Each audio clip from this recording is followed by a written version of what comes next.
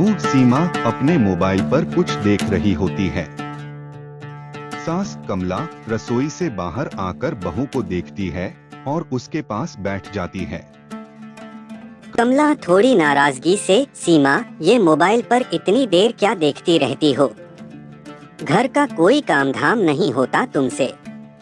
सीमा थोड़ा असहज होकर, मान जी बस थोड़ी देर के लिए आराम कर रही थी। दिन भर घर के काम में ही तो लगी रहती हूँ। कमला ताने मारते हुए, हमारे जमाने में तो ये आराम वराम का कोई चक्कर नहीं था।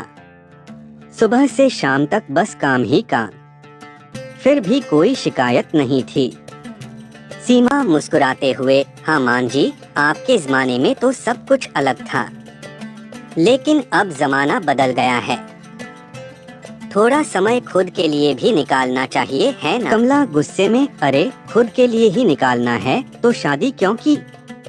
बहू बनकर आई हो तो घर की जिम्मेदारी भी तो तुम्हारी है।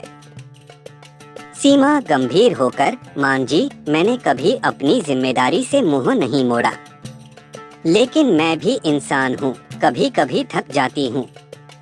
क्या खुद के लिए थोड़ी सी मोहलत नहीं ले सकती? कमला ताने देते हुए, हाँ आजकल की बहुएं तो बस आराम करने के बहाने ढूंढती हैं। हमें देखो इतनी उम्र हो गई फिर भी सारे काम कर लेते हैं। सीमा गहरी सांस लेते हुए, ठीक है मान जी, अब से कोशिश करूंगी कि आपकी तरह हर वक्त काम में ही लगी रहूं। पर अगर आप मेरी मदद करेंगी तो शायद घर का काम और भी जल्दी निपट जाएगा। कमला थोड़ा सोचकर, मैं तो सिखाने को तैयार हूँ, बस तुम्हारे अंदर सीखने का जज्बा होना चाहिए। सीमा मुस्कुराते हुए, बस आप सिखाते रहिए और मैं सीखने को तैयार हूँ। कमला हंसते हुए, चलो कम से कम कोई बात तो मान ली तुमने। अच्छा अब उठो, रसोई में आकर मेरी मदद करो। सीमा हल्की मुस्कान के साथ, जी मान जी अभी आई।